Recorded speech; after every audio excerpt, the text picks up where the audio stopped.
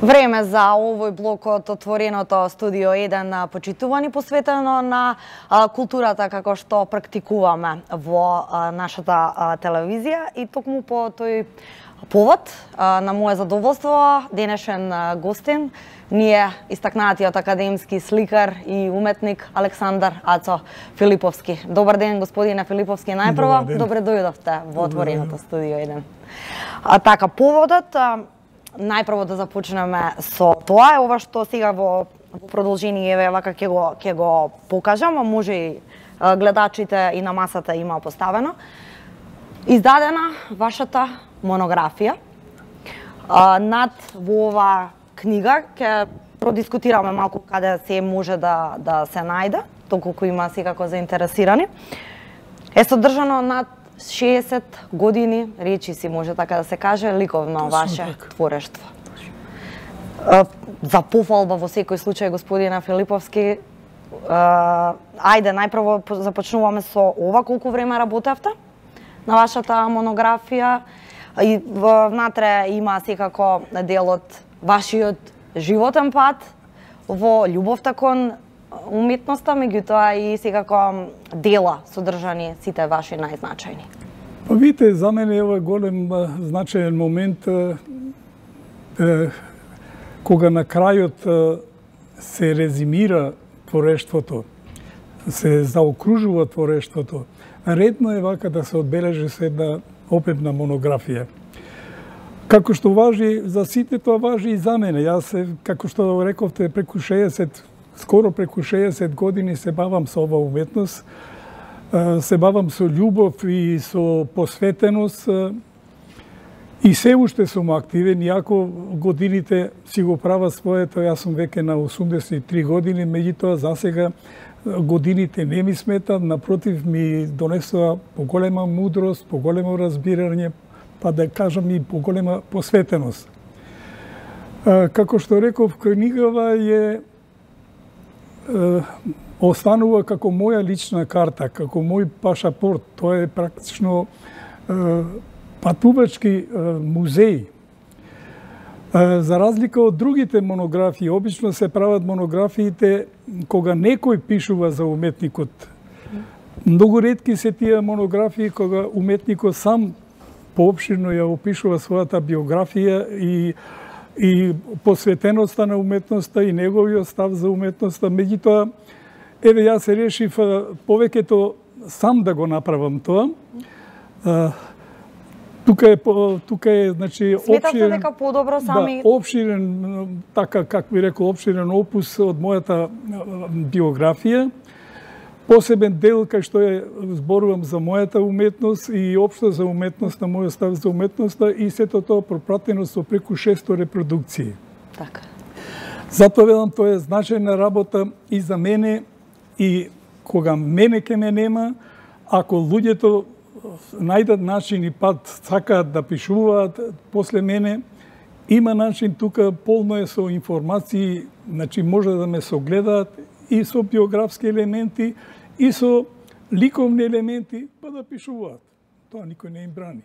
Така животот продолжува. Да, јас имав прилика да ја разгледам вашата монографија, споменавте и вие што се кратко секако содржи, па ајде малку да им доближиме, да ги заинтригираме гледачите. На почетокот секако и биографски опишувате вашето родно место, потекнувате од Никифорово Гостиварско.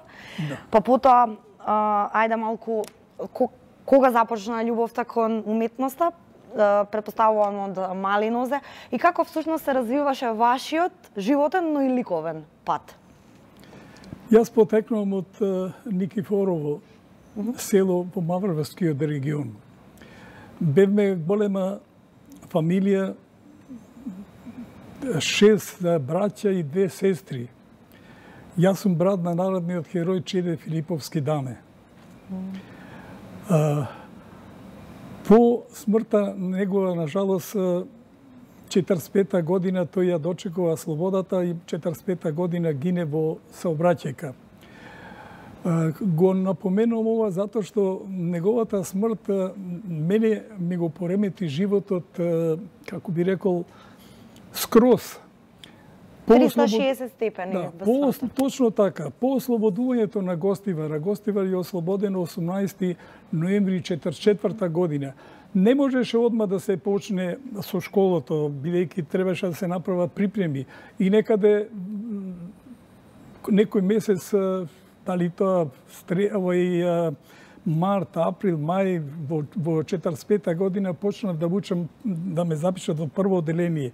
Иако возраста ми беше негде на 8,5 години.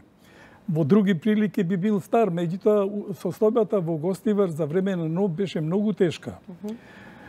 И кога велам мојот живот се промени затоа што само што почнав прво одделение, заминав во дом, детски дом, и тамо го продолжив школувањето.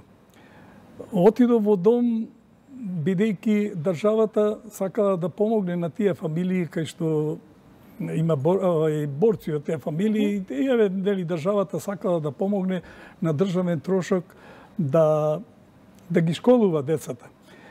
Меѓу браќата, јас отидов во дом. Тоа за мене беше малку, како да речем, тешка состојба, не бе свестен кај одам, што одам. Тогаш почна да се раѓа љубовта кон уметноста? Да, љубовта, ќе ви кажам, значи, причината за да поидам беше, как се вика, хумана. Меѓутоа, јас како дете малку го доживев тоа малку потешко. Видите, една мала анекдота за да се разбере. Ја навистина бев на 8,5 години. Меѓутоа, таа возраст во сегашни прилики изгледа као многу нешто. Меѓутоа, за едно селско дете кој што не видело ништо, необразовано, каква ни телевизија, ни струја, ни ништо, тоа е голем шок. Јас заминав од дома, затоа велам малку као анекдота, необична. Мајка ми реше, ми образложи као синко, облакај се брзо да променам некои нови алишта. Шоферот долу чека да тонеше во Скопје во дом. Јас во тој момент не можев да знам што значи тоа дом. Дека треба да бидам далеко од родителите, далеко од браќата. Меѓутоа јас од сетот, ама некако бев као во некаков транс, не реагирав. Да знаев дека нема да се вратам дома повеќе, можеби реакцијата ќе беше подруга.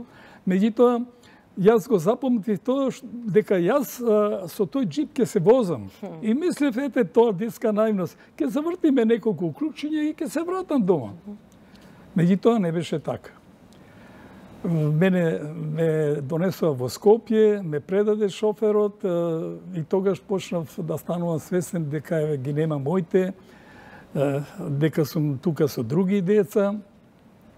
Ме запиша одма во прво одделение во Скопје, во училиштето Njegos, кај учителката Пенка Антонич. Ја памтам се уште, јако времето има доста поминато, беше неверојатно љубезна,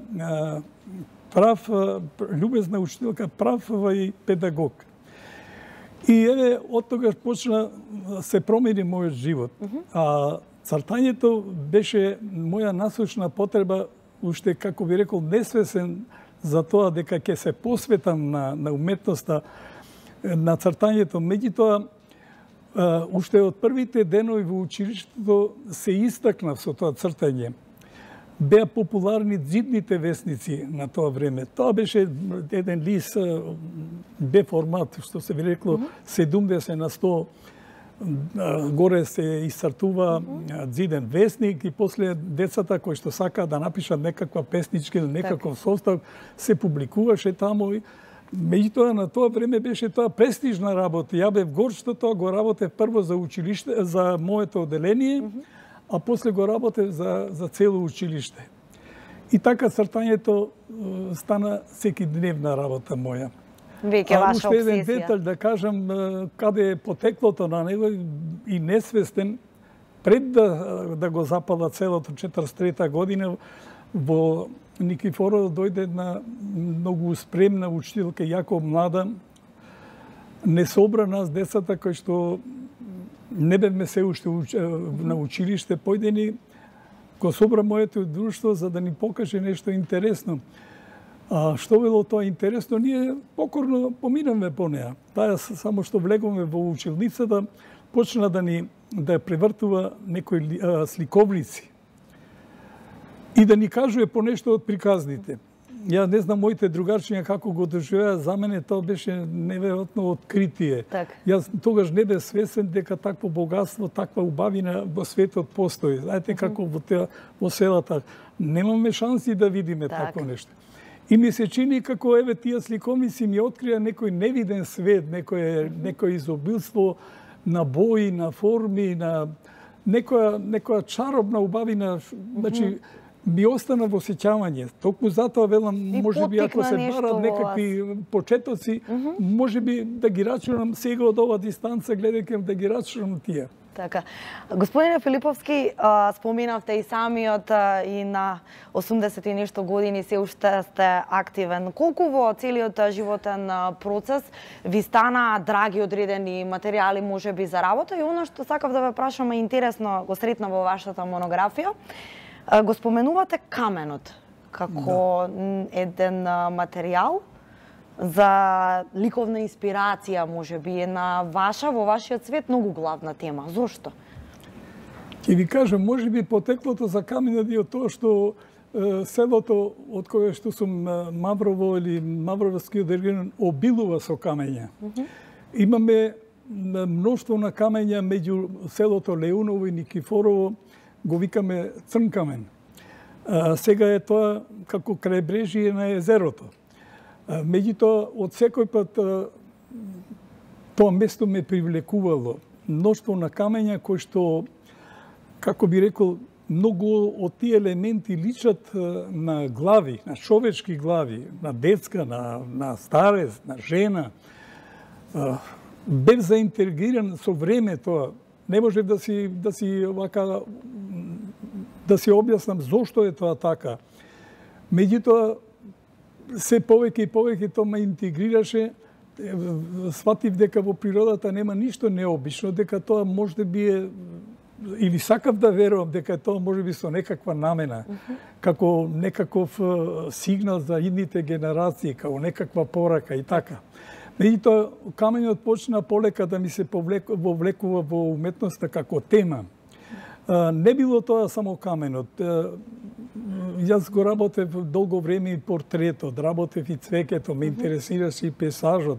Сум бил неограничен и во теми, и во размислување. Да, не сте се задржувале низ годините само во одреден формат. Вистина е дека каменот најповеќе се содржи. Јас на каменот му дадов некое значење што тој камен го нема. Знаете како во уметноста може да му се даде на нешто значење, фантазијата дозволува тој што нема вистина. Каменот е камен, што да речеме. Меѓутоа во мојата визија, во мојата суштина тој добива други некои вредности кај мене.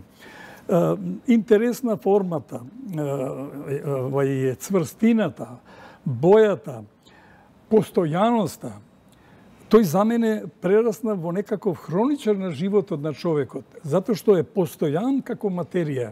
Луѓето се раѓаат, умираат, тој е свидетел на се она што станува. Во Стрецело, во Стрецело имам еден камен кај што се собира, кога се враќаа печалбарите, тука поред каменот раскажуваа полно работи, свадби се правеа, тука веселби се правеа, и други се правеа и непријатности. За време на нов, тука доваѓаше непријател од балистите, тука ги млатеа луѓето и што ти не правеа. Сакам да кажам, каменот сето тоа беше свидетел, го бележеше. Кога би могле на некој начин да му ја вратиме меморијата, кој знае што стои све ќе кажете. Не джабе би се рекло дека е отворена книга за информации. Ајде малку околу, ева, споменавме на 60 години ликовно творештво. Ваше видување ме интересира, господин Филиповски. Има ли во наше општество во Македонија доволно простор за себе експресија на уметниците и доволно поддршка, да речеме? Тоа е веќе друга тема. Творештво има. Уметници има, кои што творат многу често, многу поштено, и ако со нешто во светот сме блиски или истоветни, тоа е уметноста. Меѓутоа, нашето општество не дава голема можност, нема поддршка во точно. Ние имаме слобода, како никој пат досега во творењето. Не се наметнува никакви канони, што не било тоа во минатото. Зашто навистина уметноста бара слобода. Кога е слободен уметникот, најдобро може да се изрази. Да нема канони, да нема шаблони, да нема вака или така или некакви наредби, не разбирате. Затоа што ние како луѓе сме сите индивидуалци и работите ги гледаме секој на свој начин. Меѓутоа, државата на жалост не поддржува како треба. Дури стануваат вака се полошо и полошо. Што е потребно да се промени? Еве што е, изложбите се отвараат и се затвараат, некако интересот се изгуби. Се отвараат и се затвараат без доволна посета, што е жалосно. Замислите се 30 работи, 40, 50 ликовни дела да се изложат и во празен простор, никој да не влезе на отворањето, само 5, 10 или 20, 50 души и со тоа готово. Жалосно вие сте имале безброј изложби точно во цела Македонија. А се вложува, доста средства се вложува. Меѓутоа, многу од тие изложби не се помогнати, ние се изложуваме на трошкови, не се подпомогнати од државата. Така. Министерството не е баш така расположено. Меѓутоа, имаше време кога малку подруго беше тоа. Во социјалистичка Југославија, јас памтам, реков, не сум вчерашен, во социјалистичка Југославија беше малку тоа подруго. Беше поорганизирано, поподдржано беше, попосетено беше и сето тоа беше на некој начин пропратено и од медиумите пишани и од електронските медиуми. Сега не можеме да се пофалиме. Ретко која телевизијата како вас отвора можност да кажеме нешто или да се промовира книгата. Нажалост. Да, за оваа монографија вие пред да започнеме со официјалниот разговор во студиото ми споменавте дека да, издадена е, меѓутоа не сте ја испромовирале, можеби во еден, па еве ова еден така добар повод. Видите зашто тоа не го направи. Прво, условите за некаква јавна промоција не се многу поволни. Од друга страна пак преку медиумот, преку телевизијата, конкретно вашата телевизија се во крајно, мислам во ова време можда би да ви пофалам дека е најгледана телевизија и многу значи да ја видат и да досада мноштво на луѓе. И затоа многу ми значи сега моментот кога еве пред јавноста се покажува таа монографија која го содржи моето творештво. А не мало, еве за ваша информација и информација за гледачите, во досегашното мое творештво, значи години поминати во творештво, 60 години, не се малку, имам направено над 1600 дела. Меѓу нив цртежи, акварели, графики, од графиките на повеќе сум го работел линорезот, акварели, масла, значи едно чудо работи кои што на изглед изгледа многу и не се така едноставни, меѓутоа љубовта моја кон уметноста го издржа тоа, не ми сметаше и го работев, како што ви реков, со посветеност и со љубов. Господине Филиповски, пред крај, на што работите во моментов? Има ли конкретно нешто што ве окупира? И можеби што некој момент што ве инспирира во овој период? Па видите вака, се уште ми е инспирација каменот. Каменот е неисцрпна тема. Каменот, кај мене од обичен камен, бидејќи е обоен, се претвори во скапоцен камен. Тоа е веќе друга работа. И јас сакам на некој начин тој низ каменот да го воспевам, да го продолжам, да го подигнам на повисоко ниво животот на човекот. После, како да речеме, смртта, која што на жалост неминовно доаѓа, да не биде морбидно, дека тој живот продолжува во некаква друга форма. А видите, има ли нешто по-скапоцено од скапоцениот камен, и во моите слики, го потенцирам тоа што во природата го среќавав како лик. Се тука го ставам ликот на маж, на старец, као мудрец, го ставам ликот на жена, која што зависи породот. Со други зборови, дали е помлад или постар, животот продолжува во едно необично време, без грч, значи, отшумено време, претворено во тишина. А тишината многу зборува. И се уште сум, јако годините реков, си го прават своето, јас се уште сум активен и моментално, како што рековте, што ме привлекува, се уште сум на оваа тема. Дали ќе останам до крај, а не му се знаете крајот, или ќе се фатам со нешто друго, ќе видим едината и ќе покаже. Господине Филиповски, мене ми беше задоволство да ви имам за соговорник во отвореното студио 1. Секако ви посакувам уште многу успешни и промоции, меѓутоа и дела. Се надевам се гледаме во некоја следна прилика повторно за убави работи. Благодарам и на вас и на телевизија TV1 што ми се даде можноста да го покажам моето творештво, да ја промовирам книгата и уште еднаш ви благодарам на покажаното внимание. Така. А ние, почитувани, тука правиме кратка пауза, па се враќаме назад во студиото во разговор, односно со колегата Дијан Андоновиќ и анализа на светските и регионалните настани.